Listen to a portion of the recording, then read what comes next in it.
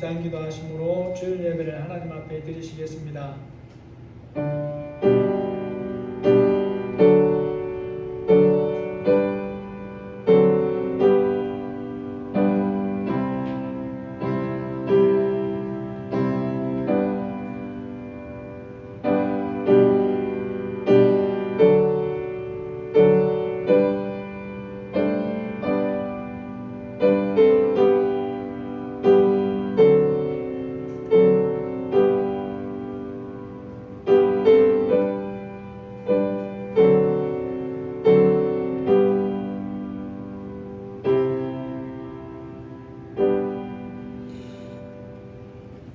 볼지어다 내가 문 밖에 서서 두드리노니 누구든지 내 음성을 듣고 문을 열면 내가 그에게로 들어가 그와 더불어 먹고 그는 나와 더불어 먹으리라. 이기는 그에게는 내가 내 보좌에 함께하여 주기를 내가 이기고 아버지 보좌에 함께 앉은 것과 같이 하리라. 귀 있는 자는 성령이 교회들에게 하시는 말씀을 들을지어다. 하나님 아버지 감사합니다. 오늘도 우리의 마음의 문을 두드리시고 말씀하기 원하신다고 말씀하시는 주님임을 감사합니다.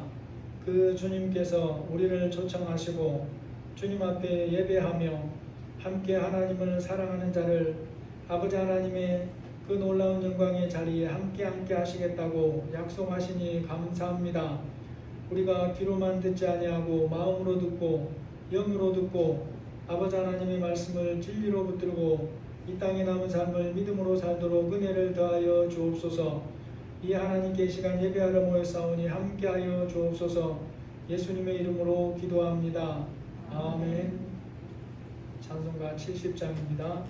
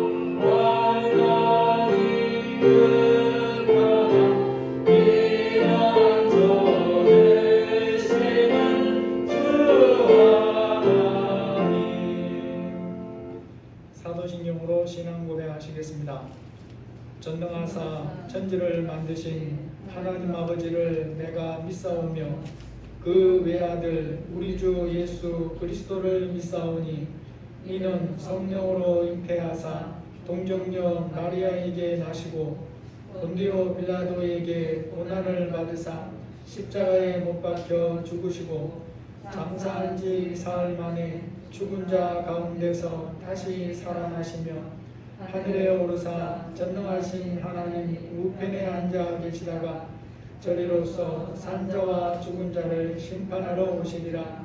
성령을 믿사오며 거룩한 공예와 성도가 서로 교통하는 것과 죄를 사하여 주시는 것과 몸이 다시 사는 것과 영원히 사는 것을 믿사옵나이다. 아멘.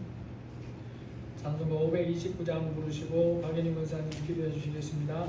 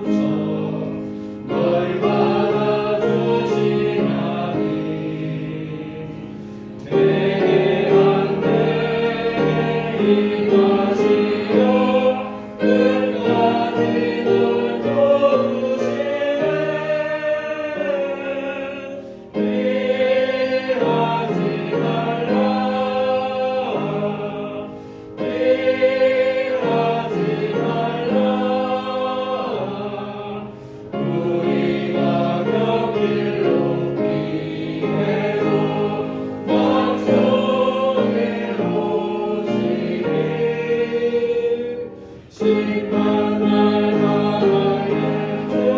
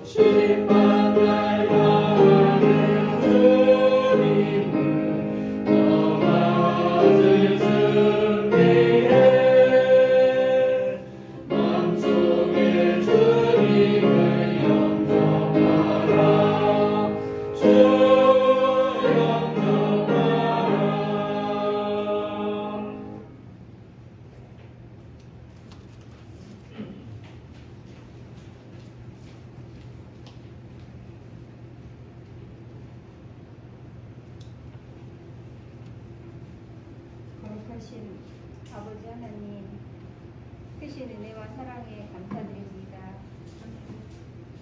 지난 한 주일 동안도 하나님의 평안 안에 우리를 거하게 하시고 오늘 거룩한 주일을 맞이하여 주의 전에 모여 찬양과 경배를 드립니다.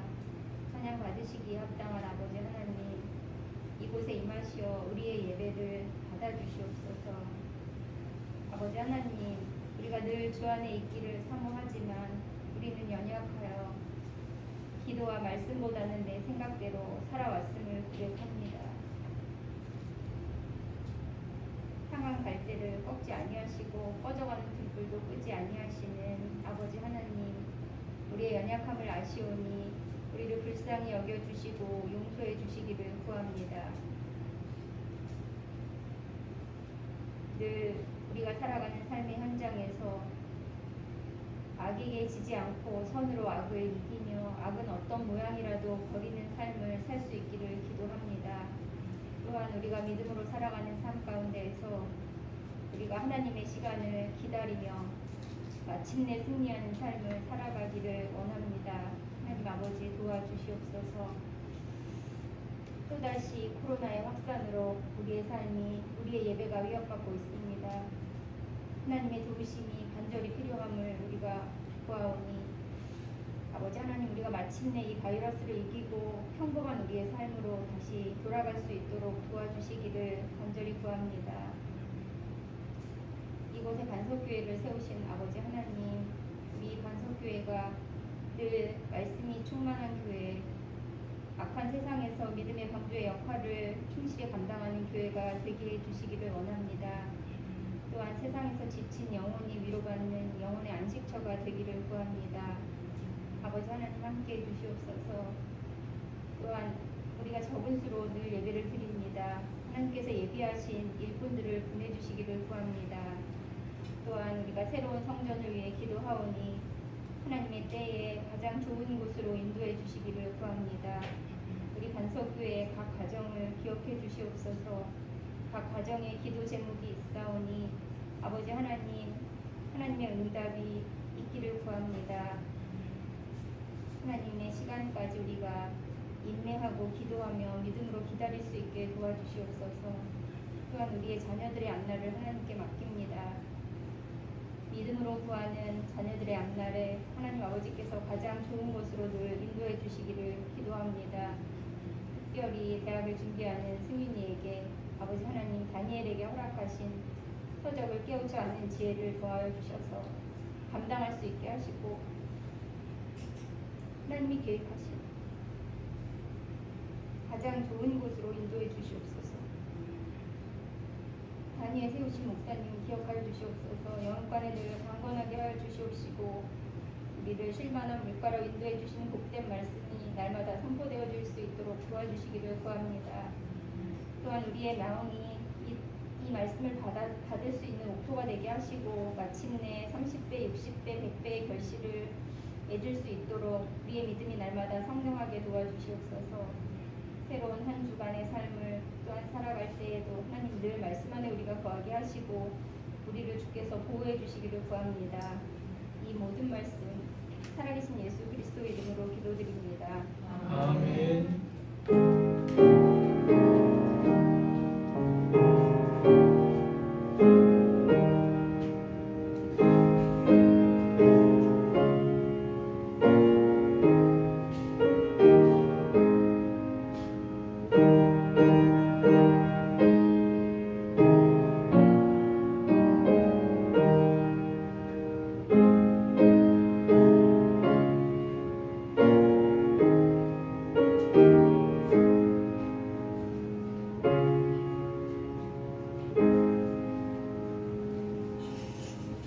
하나님 말씀 보시겠습니다. 출애굽기 33장 12절에서 14절입니다.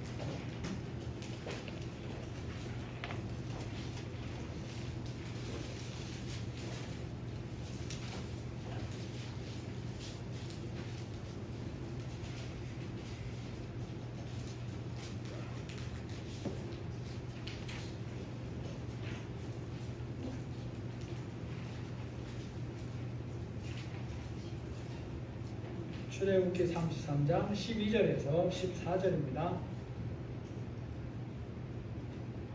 우리 천천히 한 목소리로 같이 읽으시겠습니다. 모세가 여호와께 아뢰되 보시옵소서 주께서 내게 이 백성을 인도하여 올라가라 하시면서 나와 함께 보낼 자를 내게 지시하지 아니하시나이다. 주께서 전에 말씀하시기를 나는 이름으로도 너를 알고 너도 내 앞에 은총을 입었다 하셨사온즉 내가 참으로 주의 목전에 은총을 입었사오면 원하건대 주의 길을 내게 보이사 내게 주를 알리시고 나로 주의 목전에 은총을 입게 하시며 이 족속을 주의 백성으로 여기소서. 여호와께서 이르시되 내가 친히 하리라. 내가 너를 쉬게 하리라. 아멘. 요즘같이 녹음이 우거진 계절에 우리나라 전국의 산을 보면 정말로 어릴 때 교과서에서나 봤던 열대 밀림처럼 그렇게 울창하다는 걸 볼 수 있습니다. 제 기억을 되돌아봐도 20대 초까지만 해도 시골의 뒷산들에서 마을 사람들이 소를 놓아 먹였습니다. 그때도 물론 큰 나무들이 있는 곳이 있지만 지금과는 비교할 수가 없었어요. 소들이 먹을 풀들이 곳곳에 있었고 초등학생도 마음 놓고 다닐 수 있는 오솔길이 있었습니다. 그러나 어느 때부터인가 나무가 가득해지더니 그런 길들은 다 사라져 버렸고 계속 다니는 등산로가 아니면 길 자체를 찾을 수가 없습니다. 대략 한 5년 정도 된 것 같은데 제 남동생하고 다래를 따려는 생각에서 그 시절의 기억을 쫓아서 시골 어머니 집에서 뒷산 주변을 오른 적이 있어요. 20대 시절에 저희 아버지와 동생과 셋이서 갔었는데 그때 마치 포도송이처럼 그렇게 달려있는 다래를 보고 기대를 하면서 산을 올랐습니다. 그런데 중간쯤 가다가 도저히 더 가지 못하고 포기하고 돌아왔어요. 아무리 기억을 더듬어 봐도 그 길을 찾을 수가 없는 거예요. 멀리서 보이는 마을이나 집은 그대로 보이는데 숲속으로 들어가면 길이 어딘지 지금 내가 어디 위치해 있는지 알 수가 없더라는 것입니다.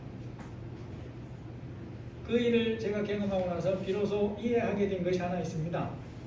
가끔 뉴스에 보면 자기가 사는 마을이나 뒷산이나 주변 산이나 아니면 평소에 잘 안다고 생각하고 다니던 산에 올랐는데 길을 잃어서 때로는 비극적인 사고를 당하는 그런 뉴스들이 있죠.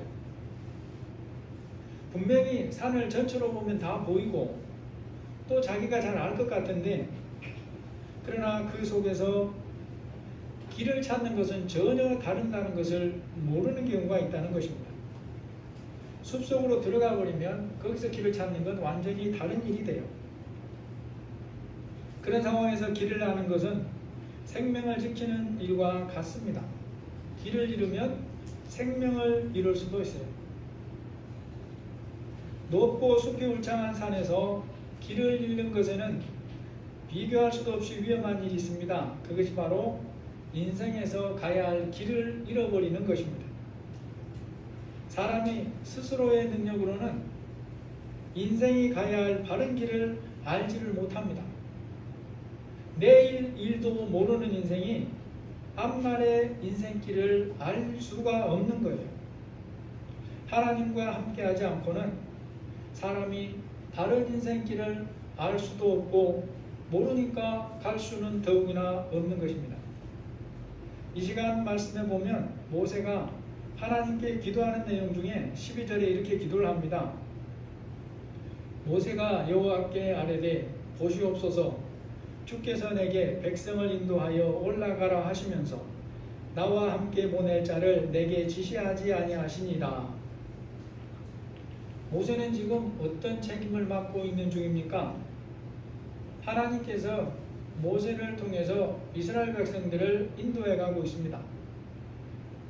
애굽으로 보내서 그들을 인도해 냈고 그 후에도 지금 하나님이 약속하신 땅까지 데리고 가고 있는 중이죠. 현재 시간까지 모세는 이 사명을 잘 감당해 오고 있습니다. 물론 어려움도 여러 가지가 있습니다. 길이 막히거나 물이 떨어지거나 양식이 떨어지거나 해가지고 백성들이 원망하고 불평하고 모세에게 나와서 우리를 죽게 하려고 이곳으로 인도했느냐 온갖 소리도 들었지만 그럴 때마다 그들에게 휩쓸리지 아니하고 하나님께 기도하면서 잘 인도해 오고 있다라는 거죠. 이렇게 백성들을 인도해가는 부분에서 모세처럼 감당할 만한 능력을 가진 사람이 이스라엘 백성들 중에 없습니다. 실제로 하나님께서 이 부분에 대해서 모세를 작게라도 책망하거나 왜 그거밖에 못하느냐고 나무라시는 것도 볼 수 없다라는 거죠. 백성들이 금송아지를 만들어서 그것을 신으로 섬기는 사건이 있기 이전까지 모세는 그렇게 힘들어도 잘 감당해 왔다는 거예요. 그러면 금송아지 사건 이후로 백성들에게는 어떤 변화가 있습니까? 그 사건을 해결하는 과정에서 모세는 하나님의 말씀을 따라 범죄 주동자 3,000명을 처단합니다.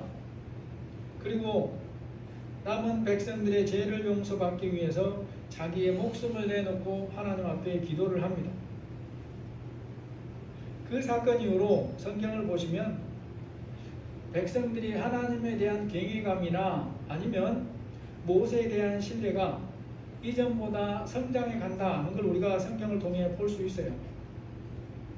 불신앙을 주동하는 3,000명이 사라진 것이 큰 이유가 되겠지만 그 이후에도 그들의 모습이 긍정적으로 변해가는 걸 볼 수 있습니다.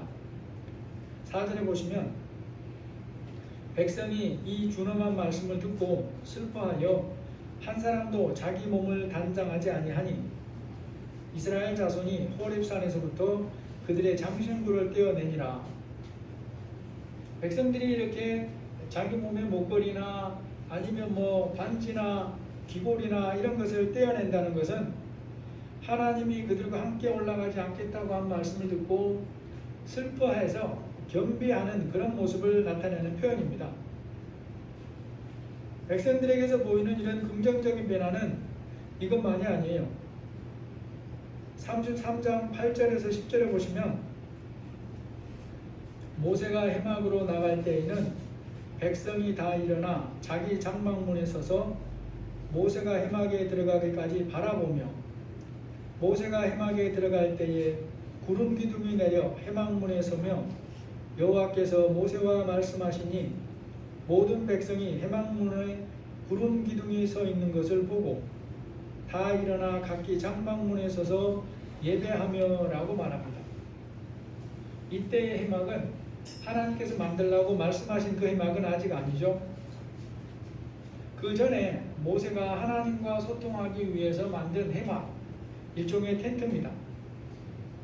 모세가 해막에 나가서 하나님과 교제할 때 그것을 본 백성들이 뭐 했다는 소리입니까?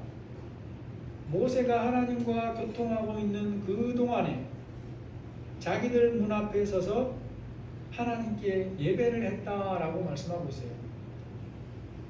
금송아지 범죄 사건 이후로 백성들에게 긍정적인 면으로 이런 변화들이 일어나고 있는 것은 사실이에요. 그럼에도 불구하고 모세가 하나님께 드리는 기도가 이런 기도인 것입니다. 주께서 내게 백성을 인도하여 올라가라 하시면서 나와 함께 보낼 자를 내게 지시하지 아니하시나이다. 여러분, 모세가 왜 이렇게 기도할까요? 모세는 백성들의 범죄하는 모습, 우상을 만들어 섬기는 모습을 경험하고 나서 자기의 입만으로는 그들을 하나님이 약속하신 땅으로 인도해 갈 수 없다는 것을 절실하게 깨달은 것입니다. 그들이 현재 긍정적인 모습으로 변해가고 있는 것은 사실이지만 그럼에도 불구하고 하나님의 함께하심을 입지 못하면 그들을 하나님이 원하시는 곳으로 인도해 갈 수 없다는 것을 깨달았다라는 거죠. 모세이란 강구를 보면서 우리는 모세가 사람들에 대해서 깊이 깨달은 것이 무언가를 짐작해 볼 수 있어요. 그 이전 애굽에서 나올 때부터 그들의 모습을 보아온 모세인데도 불구하고 왜 이렇게까지 기도할 수밖에 없는가라는 것을 보면서 모세는 과연 백성들에게서 뭘 받기 때문에 이렇게 기도할 수밖에 없었는가라는 거죠. 그것이 바로 자기 힘으로는 어떻게 할 수 없는 그들 속에 재성과 완악함을 봤다고 하는 것입니다. 보이는 부분에서는 분명히 성장해 가고 있는데 그럴지라도 그들이 상황이 나빠지면 어떻게 뒤집어질 수 있는가를 모세는 깨달은 거예요. 자기의 능력, 아니 하나님이 입혀주신 능력을 가지고도 자기 힘만으로는 그 재성과 본성을 어떻게 만질 수 없다는 것을 절실하게 깨달았다는 것입니다. 여러분, 모세가 백성들의 모습에서 그들을 깊이 살피면서 깨달은 이러한 부분은 오늘 우리에게도 그대로 있다는 것을 알아야 됩니다. 하나님의 자녀가 된 후에도 모든 시대의 모든 사람은 여전히 이때의 백성들이 가진 것과 같은 마음을 같이 가지고 있다는 것을 아는 것이 중요하다는 거예요. 이러한 부분에서 우리의 본 모습을 알게 해주는 사람이 바울입니다. 바울이 예수님을 믿고 성장해 가면서 말씀과 성령의 감동으로 자신의 모습이나 사람이 어떤 존재인가를 깨달아가면서 우리에게 교훈하는 것이 있어요. 로마서 3장 9절 이하에 보시면 그러면 어떠냐? 우리는 나으냐? 결코 아니라 유대인이나 헬라인이나 다 죄 아래 있다고 우리가 이미 선언하였느니라.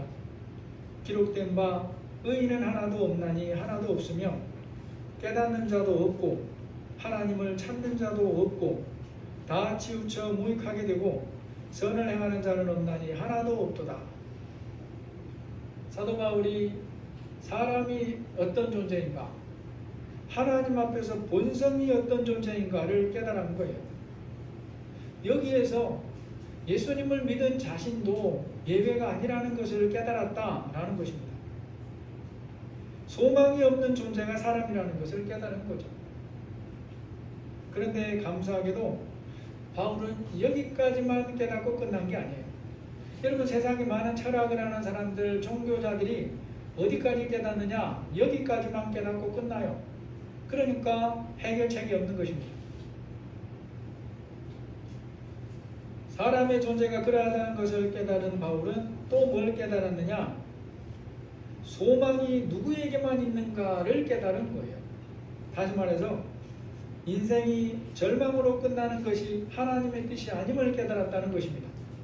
그래서 하나님이 우리에게 구원받는 길, 영원한 소망의 길이 무엇인지 알게 하시고 마련해 놨다는 것도 깨달았다라는 거죠. 바울이 성령의 감동으로 사람의 연약함, 재성을 벗고 영원한 생명을 얻는 유일한 길이 바로 예수님이라는 것을 깨달아서 로마서 7장 24절 25절에 이렇게 고백을 합니다. 오호라 나는 공고한 사람이로다. 이 사망의 몸에서 누가 나를 건져내랴. 우리 주 예수 그리스도로 말미암아 하나님께 감사하리로다. 바울의 이런 깨달음과 고백은 특정한 사람에게만 있는 것이 아니라는 것을 우리가 기억을 해야 돼요. 이것은 본성에서 볼 때 모든 사람에게 해당하는 말씀이고 예수님을 구원자로 믿는 사람도 예외가 아니라는 것을 알아야 된다라는 것입니다. 이러한 말씀을 통해서 우리 자신들을 볼 줄 모르면 우리는 아직 자신이 하나님 앞에서 어떤 존재인가를 모르고 있다는 말과 같습니다. 그래서 말과 지식으로 성경 말씀을 다 알고 외운다 하더라도 그 사람은 자신이 하나님 앞에서 어떤 모습인가를 모르고 있는 것입니다. 그래서 이것은 지식으로 아는 것만으로 중요하지 않습니다. 진짜 아는 것은 예수님이 하신 말씀을 깨달아야 돼요. 귀 있는 자는 들을지어다. 다 듣는 사람들인데 그들에게 말하는 거예요. 귀 있는 자는 들을지어다. 그때 귀가 무슨 귀겠습니까? 영혼의 마음을 듣는 말씀을 듣는 그런 귀를 말씀하는 거예요. 말씀을 믿음으로 받아들이는 그 귀를 말씀하는 것입니다. 그 말씀을 그렇게 듣고 자신을 그 안에 생명의 말씀 안에 세워가는 자가 진짜로 듣는 자다라는 거죠. 바울이 깨닫는 것이 그래서 오라 나는 공고한 사람이로다. 누가 이 사망의 몸에서 나를 건져내랴. 여기서 멈추지 않고 우리 주 예수 그리스도로 말미암아 하나님께 감사하리로다라는 수준으로 나갈 수가 있었다라는 거죠.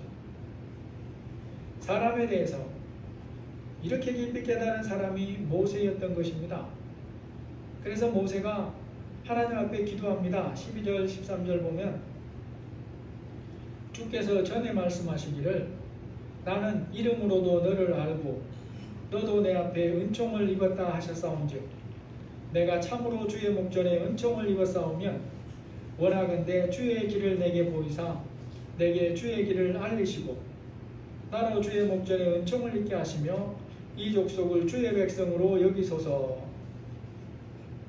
모세의 기도에서 우리가 하나님을 어떻게 기억하고 사는가를 살펴봐야 됩니다. 또 기도하는 부분에서 살펴봐야 될 게 있습니다. 여러분, 우리는 기도하는데 자기 생각대로 기도하는 게 아니고 하나님이 들으실 기도를 하는 게 중요해요. 너무나 중요한 것이 모세로부터 배워야 될 부분이 바로 이겁니다. 기도를 하는 것도 중요하지만 사실은 들으시는 기도가 아니라면 그게 무슨 의미가 있냐 이거예요. 들으시는 기도를 해야 하나님이 들으시고 응답하는 거죠. 그러면 어떤 기도가 들으시는 기도냐? 모세를 통해서 우리에게 가르쳐주는 아주 중요한 부분, 핵심적인 부분이 있습니다. 그것이 바로 하나님이 모세에게 주신 말씀을 붙들고 모세는 기도하더라는 거예요. 주께서 전에 말씀하시기를 나는 이름으로도 너를 알고 너도 내 앞에 은총을 입었다 하셨사온즉. 여러분, 이제 우리가 이 모세가 받은 하나님의 말씀을 보면서 생각해 봐야 될 부분들이 있는데 그 중에 하나가 언제 이런 말씀을 주셨을까라는 거죠. 이러한 부분은 모세오경의 다른 부분에서 구체적으로 찾을 수가 없어요. 모세가 기도하면서 하나님께 드리는 이런 말씀은 하나님께서 이전에 언젠가 모세에게 주신 말씀인데 개인적으로 해주신 말씀으로 보입니다. 여러분, 하나님이 모세에게 언제 이런 말씀을 개인적으로 해주셨을까요? 그것이 바로 하나님과 친밀하게 소통하며 사는 과정에서 주셨다라는 거죠. 하나님과 모세 사이의 친밀함에 대해서 33장 11절에 말씀하는 게 있습니다. 사람이 자기의 친구와 이야기함 같이 여호와께서는 모세와 대면하여 말씀하시며. 여기서 말씀하는 친구라는 것은 졸업 후 수년 동안 연락이 없다가 갑자기 연락 와서 만나자고 하더니 뭘 판매하라고 하는 그런 이름만의 친구가 아닙니다. 또 1년에 명절에나 겨우 보는 그런 정도의 고향 친구도 아니에요. 매일 만나고 친밀하게 마음을 터놓고 교제하는 그런 친구를 의미하는 거죠. 모세가 평소에 하나님과 어떤 사이로 교제했느냐, 이런 친밀한 친구같이 소통했어요. 그러한 시간 속에서 개인적인 얘기도 얼마든지 할 수 있습니다. 그러한 시간에 하나님께서 모세에게 말씀해 주신 것 중 한 가지가 이건 거예요. 나는 이름으로도 너를 알고 너는 내 앞에 은총을 입었다. 모세의 이러한 기도에서 우리가 붙들어야 될 아주 중요한 부분이 있습니다.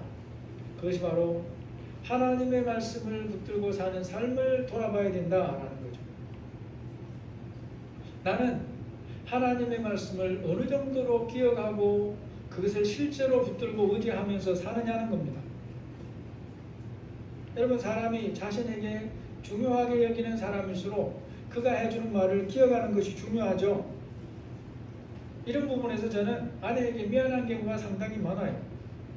아내와 대화를 하다 보면 때로는 제가 기억해야 할 것 같은 일인데 기억하지 못하는 경우가 적지 않다는 것을 스스로 제가 깨닫습니다. 그런 부분을 들을 때 제 속으로 미안하지만 실제로 기억을 해보려고 해도 기억이 안 나요. 편의상 그런 게 아니고 기억이 안 나더라는 거죠. 그런데 어떤 부분에서 있어서는 저의 기억이 약한 것이 때로 아내에게 도움이 될 수도 있습니다. 아내라고 해서 다 완벽한 것은 아니니 말입니다. 하지만 하나님이 나에게 개인적으로 주신 말씀을 기억하고 사는 것은 그러한 것과 달라요. 어떤 경우에도 기억하고 붙들고 살아야 그 말씀이 내게 생명이 되는 것입니다. 생명이 되는 말씀으로 붙들고 살라고 하나님이 주신 거예요.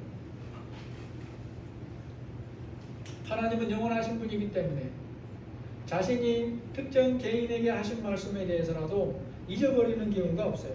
수십억의 사람에게 말씀하셨다고 가정하더라도 그것을 다 기억하시는 하나님이에요. 그러므로 성경은 하나님께서 하신 말씀을 가지고 기도하라는 것입니다. 성경에 공개적으로 나와 있는 말씀은 물론이고 개인적으로 주신 말씀을 잊어버리지 말고 기억하라는 거예요. 20대의 청년 시절, 인생에서 가장 혈기왕성한 시절에 요셉이 주인 아내의 은밀한 유혹을 받을 때에 자신은 거기에 응할 수 없다고 거절하는 이유가 뭡니까? 혹시라도 다른 사람이 볼까봐 그런 것이 아니에요. 요셉에게는 유혹을 거절하는 본질적인 이유가 있습니다. 다른 사람이 다 모른다고 하여도 요셉이 거기에 응할 수 없는 분명한 이유가 있어요. 요셉은 주인 여자에게 이렇게 말합니다. 창세기 39장 9절을 보면 이 집에는 나보다 큰 이가 없으며 주인이 아무것도 내게 금하지 아니하였어도 금한 것은 당신뿐이니 당신은 그의 아내임이라. 그런즉 내가 어찌 큰 악을 행하여 하나님께 죄를 지으리까? 여러분, 아마도 이때의 시점은 요셉이 17살에 보디발의 집에 종으로 팔려온 후에 10년 전후는 지났다고 봐야 됩니다. 말단 종으로 팔려와서 모르는 말과 글과 셈을 익히고 그 집의 수많은 종들 중에서 가장 높은 총무 자리까지 오른 거죠. 중요한 것은 그러한 시간 동안에 성경에 보면 하나님께서 요셉에게 한 번도 나타난 적이 없어요. 그러면도 요셉은 육체적으로 물리치기 힘든 유혹 앞에서 하나님을 기억하고 그것을 물리칩니다. 나중에는 그 유혹을 물리치려고 모함받음의 위험까지 감수를 해요. 요셉이 이렇게 행동했던 이유는 오직 한 가지입니다. 그가 17살 혹은 그보다 이전에 자신에게 꿈을 주신 하나님을 그때도 기억하고 살았기 때문이다 라는 거죠. 하나님의 자녀된 우리가 우리의 앞날의 인생, 우리의 자녀들의 앞날을 위해 무엇을 해줄 수 있을까요? 그들의 삶, 우리의 앞날의 삶이 무엇에 좌우된다고 생각하면서 살고 있습니까? 하나님을 믿지만 여전히 세상의 줄이나 배경이나 내가 쌓은 스펙에 좌우된다고 생각하지 않는지 돌아봐야 됩니다. 하나님을 믿는 나에게, 우리 자녀에게 그러한 것이 정당하게 주어지고 쌓을 수 있는 기회가 주어진다면 당연히 취하고 쌓을 수 있습니다. 성경은 그러한 것을 하라고 도전하고 격려해요. 그럼에도 우리가 분명히 알고 기억하고 붙들고 살아야 할 것이 있어요. 하나님 자녀된 자의 인생의 앞날을 좌우하시는 분은 하나님이라는 것입니다. 하나님이 말씀하는 거예요. 하나님이 그들을 붙들고 이끌어가겠다고 약속한다는 것입니다. 모세는 지금 그 하나님을 기억하고 기도하는 거예요. 모세가 자신을 아시고 은총을 주신다고 하신 하나님께 기도합니다. 13절에 보시면 내가 참으로 주의 목전에 은총을 입었사오며 원하건대 주의 길을 내게 보이사 내게 주의 길을 알리시고 라고 말합니다. 지금 모세가 첫 번째로 기도하는 것이 뭡니까? 원하건대 주의 길을 내게 보이사 내게 주의 길을 알리시고입니다. 모세는 지금까지 하나님과 친밀하게 소통하며 살고 있고 평소에도 말씀을 사모하며 살고 있어요. 그럼에도 하나님께 기도할 때 첫 번째로 구하는 것은 늘 뭐냐? 주의 길을 내게 보이시고 내게 주의 길을 알려달라라고 하는 것입니다. 모세가 하나님께 이 기도를 첫 번째로 구하는 것은 왜일까요? 모세는 200만의 백성들을 이끌고 지금 광야길을 가고 있는, 또 앞으로 가야 하는 지도자입니다. 200만의 백성을 이끌고 지도자의 길을 가는 것은 모세가 가보지 않는 미지의 길이에요. 그 앞에서 어떤 일을 만날지 모세는 전혀 모릅니다. 모르고 가는 길에서 백성들을 하나님이 원하시는 길로 인도해 가야 되는데, 그러면 뭘 알아야 되겠습니까? 하나님의 길을 알아야 되는 거죠. 모세가 하나님이 원하시는 길, 백성들이 원하는 길이 아니라 하나님이 원하시는 길을 가기 위해서는 하나님의 길을 알아야 된다라는 것입니다. 그래서 모세는 오직 하나님의 길을 아는 것을 첫 번째로 구한다는 거죠.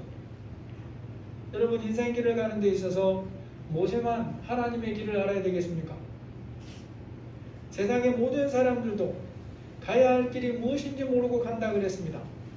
그러므로 모든 사람은 하나님의 길을 알아야 바른 인생길을 갈 수가 있어요. 저나 여러분이 우리의 믿음의 자녀들이나 혈육의 자녀들에게 가야 할 길을 조언할 때에 모르면 일반적인 조언밖에 할 수가 없어요. 하나님이 내 자녀를 향한 은사가 무엇인지, 원하는 것이 무엇인지 좀 더 구체적으로 알아야 좀 더 구체적으로 조언해 줄 수가 있는 겁니다. 그렇지 않으면 세상 정보를 나열하거나 그것을 줄인 것 그 이상을 넘어설 수가 없는 것입니다. 인생이 가야 할 바른 길을 알고 인도하시는 분이 오직 하나님이에요. 시편 37절에 보면 약속을 하고 있습니다. 5절과 23절에 내 길을 여호와께 맡기라. 그를 의지하면 그가 이루시고 여호와께서 사람의 걸음을 정하시고 그의 길을 기뻐하시나니 라고 말합니다. 여러분, 사람이 이 땅에서 걸어야 할 인생길은 물론이고 영원한 하나님 나라에 이르기까지의 길을 알고 인도하시는 분은 하나님밖에 없습니다. 하나님을 믿는 모든 사람들, 오늘 우리가 자신이나 가족이나 교회를 향하신 하나님의 길이 무언가를 알고 하나님의 뜻에 순종하면서 살기를 원하시는 것이 하나님이에요. 말씀으로 가르치시는 길을 성령의 깨닫게 하심을 통해 알기를 원하신다는 것입니다. 영원한 하나님 나라에 이르는 영생의 길을 가는 것은 이 길 외에 다른 길이 없다라는 거죠. 오직 하나님이 보여주시는 길을 알아야만 복된 길을 갈 수가 있는 거죠. 말씀을 붙들고 기도하는 모세에게 하나님은 어떻게 응답하십니까? 33장 14절입니다. 우리 14절을 같이 한번 읽어보시겠습니다. 여호와께서 이르시되 내가 친히 가리라. 내가 너를 쉬게 하리라. 하나님이 하신 말씀을 붙들고 기도하는 모세에게 하나님께서 그가 기도한 그대로 응답을 합니다. 하나님이 친히 모세와 함께 가시겠다라고 말씀하죠. 여러분, 하나님과 함께 가는 삶이라야 하나님이 주시는 평강과 형통함이 있습니다. 세상에서 온갖 성공이나 출세를 한 것처럼 보여도 하나님이 함께 하시지 않는 삶에는 평강과 형통이 없어요. 사람들이 말하는 형통은 가짜 형통입니다. 왜냐하면 내일 일을 모르기 때문에 그래요. 그러나 영혼까지 알고 인도하시는 하나님이 물리적인 고난이나 어려움이 눈앞에 보이는데도 불구하고 하나님과 함께하는 인생이 형통함이다 라고 말합니다. 그 하나님의 함께 가심으로 모세의 마음에 쉼을 주겠다 라고 약속합니다. 여러분, 하나님 자녀된 나의 삶에 평강이 사라지는 이유가 뭔지를 알아야 돼요. 환경적으로 큰 어려움이 있거나 써야 하는데 돈이 없거나 건강이 사라져서 평강이 사라지는 게 아닙니다. 오늘 말씀을 분명하게 알고 자신의 삶을 점검하면서 살아야 돼요. 하나님의 길을 알지 못한 채 하나님의 길을 구하지 않는 것은 하나님을 믿지 않고 사는 것과 다르지 않다는 것을 알아야 됩니다. 하나님이 나와 함께 하실 때, 우리 자녀와 함께 하실 때 그 인생에 평강이 있고 형통이 임한다는 것입니다. 오늘 말씀을 정리해 봅니다. 모세가 하나님께 기도하고 하나님은 기쁘게 응답합니다. 모세가 무엇을 의지하고 기도하고 있는지 우리는 분명하게 알아야 돼요. 하나님이 응답해 주시는 기도는 어떤 기도입니까? 기도하는 목소리의 크기나 간절함의 정도나 심지어 눈물의 양에 따라 결정되는 게 아니에요. 오직 하나님의 말씀을 믿고 그 믿음을 가지고 드리는 기도에 하나님은 응답합니다. 모세가 응답받기 원하는 첫 번째 기도가 하나님의 길을 아는 것이었습니다. 하나님의 길을 모르고는 하나님이 원하시는 순종하는 삶을 살 수가 없습니다. 하나님 자녀된 우리가 하나님께 구해야 될 것들이 많지만 첫 번째로 구하면서 살아야 될 것이 나를 향하여 가지신 하나님의 길을 묻는 것입니다. 오직 말씀을 믿음으로 붙들고 하나님의 길을 구하는 기도를 드립니다. 여호와께서 이르시되 내가 친히 가리라 내가 너를 쉬게 하리라 라고 하는 응답을 받으면서 순종하는 복된 삶을 사시기를 예수님의 이름으로 축복합니다. 하나님 아버지, 모든 인생은 다 자기가 바라는 수준에서 바른 인생길을 가고 있다고 생각합니다. 그러나 내일 일을 알지 못하는 인생이 앞날의 인생을 알지 못하고 사는 것은 부인할 수가 없습니다. 그렇기에 원하지 않는 일도 만나고 때로는 불행한 일들도 만납니다. 그럴 때 좌절하거나 실망하거나 교만하거나 완악해집니다. 하나님께서 우리에게 말씀합니다. 오직 하나님만이 우리의 인생길을 아시고 가야 할 영원한 길을 아시고 인도해 가시겠다고 약속하시는 분이라는 것을 오늘 우리가 말씀을 통해서 보았습니다. 아버지 하나님, 우리의 인생길을 하나님께 맡겨드리고 그 하나님의 인도하심을 따라 영원한 하나님 나라에 이르기까지 살아가는 복된 모두가 될 수 있도록 인도하여 주옵소서. 예수님의 이름으로 기도합니다. 아멘. 장로가 524장입니다.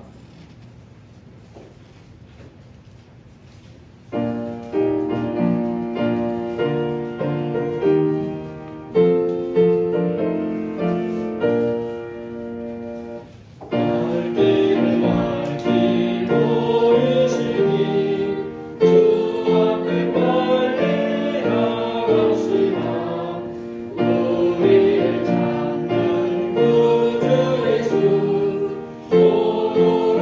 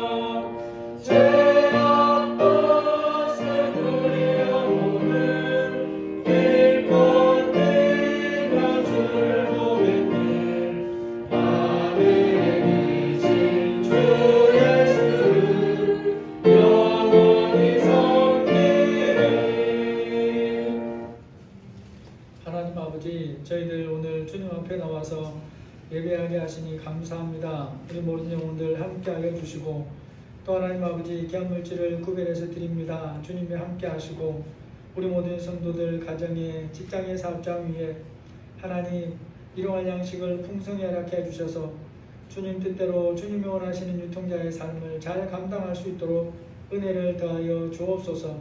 하나님께서 함께하여 주심으로 헛된 일에 아버지 하나님 허비하는 일이 없도록 지켜 주옵소서. 예수님의 이름으로 기도합니다. 아멘.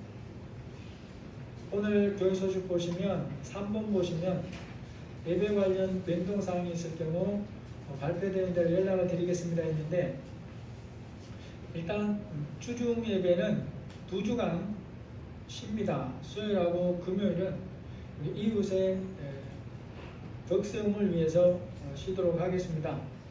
6시 이후로는 2명까지도 모이고 2명까지만 모이라고 이렇게 하는 상황인데, 우리는 또 주일 하나님 예배를 드리기 때문에 덕세움을 위해서 2주 동안 기본적으로 쉽니다. 그리고 이제 주일은 기존에까지가 오늘까지가 19명까지였어요. 그래서 여기에 대해서는 지금 4단계에서 아직 결정이 안 났습니다. 그래서 안 났기 때문에 어제 말씀드린 것은 총회 안내는 기존의 수준으로 해서 드려라 이렇게 해서 공문이 왔었고, 오늘도 이렇게 동사무소에서 왔다 갔는데 여기에 대한 결정은 아직 미정입니다 라고 나왔어요. 앞으로 안내하겠습니다 이렇게 나왔습니다. 그러니까 앞으로 줄어들면 안내를 할 것이고, 기존의대로 20명, 19명까지면 주일 2번도 그대로 주일은 예배를 드리겠습니다. 장례식장이나 예식장도 마찬가지죠. 49명까지면 그 안에 사람이 말이에요. 꼭 상주만 있어라 그런 의미가 아니에요. 그러니까 우리가 방역을 위한 그런 지침도 잘 지켜야 되기 때문에 그렇게 이해하시고, 변경 상황이 있으면 꼭 알려드리도록 하겠습니다. 찬송가 330장입니다.